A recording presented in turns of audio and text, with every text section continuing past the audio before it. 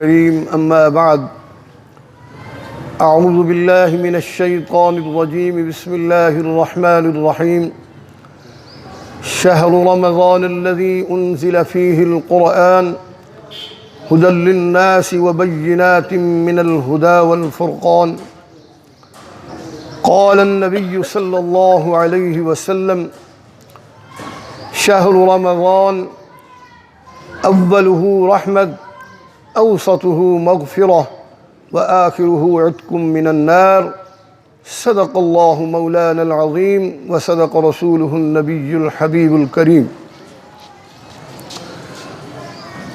آج رمضان المبارک کی 2 تاریخ ہے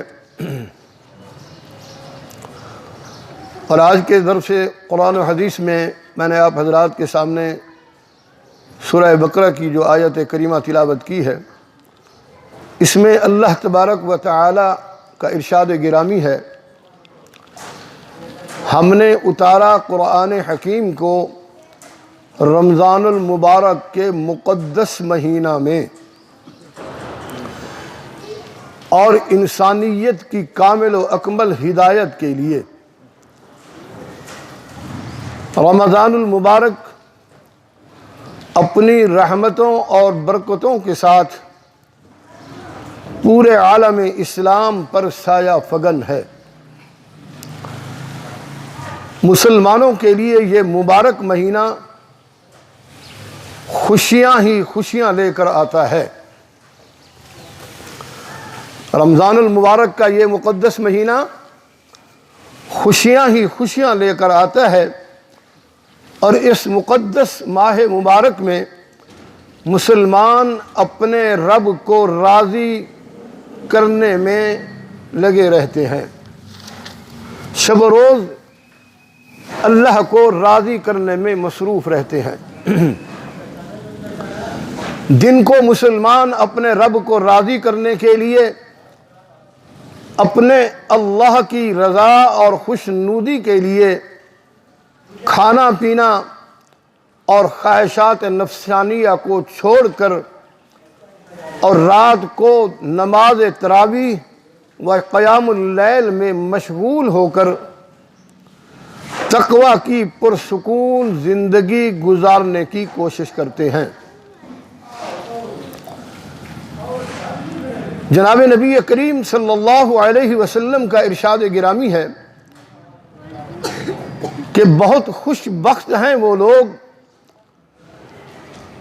جن کی اللہ تبارک و تعالی اس ماہ مقدس میں مغفرت فرمائیں گے۔ اس ماہ مبارک میں اللہ تبارک و تعالی اپنی جنت کے دروازے کھول دیتے ہیں اور جہنم کے تمام تر دروازے جو ہیں وہ بند کر دیتے ہیں، اور تمام سرکش شیاطین کو قید کر دیا جاتا ہے۔ اس ماہ مبارک رمضان المبارک میں افطار و سحر کے اوقات میں اللہ تبارک و تعالی روزہ داروں کی دعا کو قبول بھی فرماتے ہیں۔ اس ماہ مبارک کا اول حصہ رحمت، درمیانی حصہ مغفرت اور آخری حصہ جہنم سے خلاصی کا ہے۔ میرے دوستو، یہ مہینہ ہر لحاظ سے امت محمدیہ کے لیے رحمتوں اور برکتوں والا مہینہ ہے، اس لیے کہ اس ماہ مبارک میں جتنا زیادہ سے زیادہ ہو سکے اپنے رب کی عبادت کی جائے اور اپنے اللہ کو راضی کیا جائے، تاکہ اللہ کا یہ مہمان ہم سے راضی ہو کر جائے۔ جناب نبی کریم صلی اللہ علیہ وسلم کا ارشاد گرامی ہے کہ جو شخص اپنی زندگی میں اس ماہ مبارک کو پائے اور پھر اپنی مغفرت نہ کرا سکے، آپ صلی اللہ علیہ وسلم نے فرمایا کہ جو شخص اپنی زندگی میں اس ماہ مبارک کو پائے اور پھر بھی اپنی مغفرت نہ کرا سکے، اس سے زیادہ بد نصیب اور بدبخت شخص نہیں ہوگا۔ صحیح ابن خزیمہ کی روایت ہے کہ امام الانبیاء حضور اقدس صلی اللہ علیہ وسلم نے فرمایا کہ اگر لوگوں کو یہ معلوم ہو جائے کہ رمضان کیا ہے اور رمضان میں اللہ تبارک و تعالی کی رحمتیں کیسے برستی ہیں، تو آپ صلی اللہ علیہ وسلم نے فرمایا کہ میری امت اس بات کی تمنا کرے کہ کاش کہ پورا سال رمضان المبارک ہی ہوتا۔ رمضان المبارک کی ہر ساعت جو ہے اللہ تبارک و تعالی اس میں رحمت موسلا دھار بارش کی طرح برستی ہے۔ ایک قیمتی ہدیہ آپ کی خدمت میں پیش کرنا چاہ رہا ہوں۔ حضور اقدس صلی اللہ علیہ وسلم کا ارشاد گرامی ہے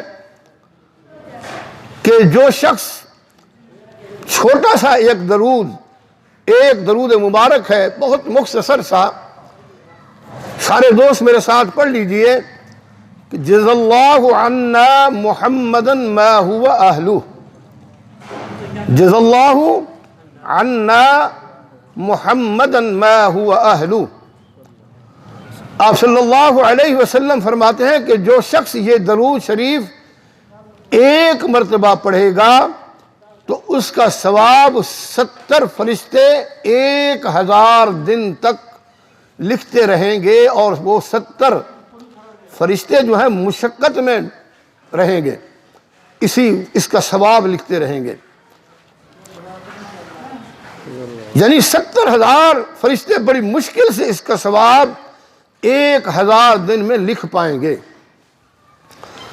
اور پھر رمضان المبارک جیسے مہینہ میں ایک مرتبہ جو شخص پڑھے تو 70 فرشتے 70,000 دن تک، یعنی کہ تقریباً 192 سال تک اس کا ثواب لکھتے رہیں گے۔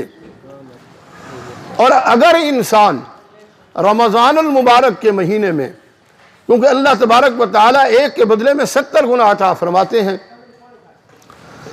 تو اگر انسان ایک تسبیح اس درود شریف کی، اور بڑا مختصر ہے، بمشکل 10 منٹ بھی نہیں لگتے،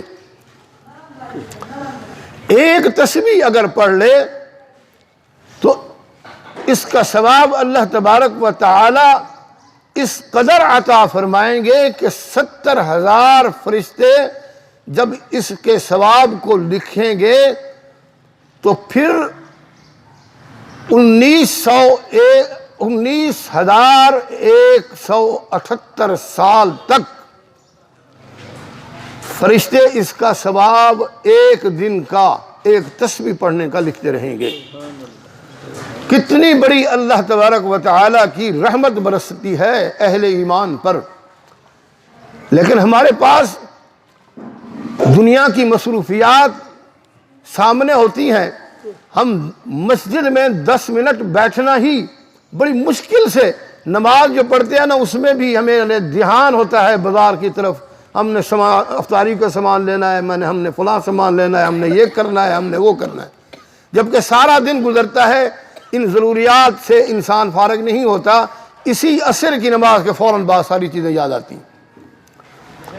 تو بہرحال دعا فرمائیں کہ اللہ تبارک و تعالی ہمیں کامل ایمان کے ساتھ، کامل یقین کے ساتھ عمل کرنے کی کامل توفیق نصیب فرمائیں، اور رمضان المبارک کا پورا احترام ہمیں نصیب فرمائیں۔ اقول قولی ھذا والحمد للہ رب العالمین۔ بسم اللہ الرحمن الرحیم۔ الحمد للہ رب العالمین والعاقبۃ للمتقین۔ اللہم صل علی سیدنا محمد وعلی آل سیدنا محمد وبارک وسلم۔ رب ارحمہما کما ربیانی صغیرا۔ اللہم انک عفو کریم تحب العفو فاعف عنا يا غفور.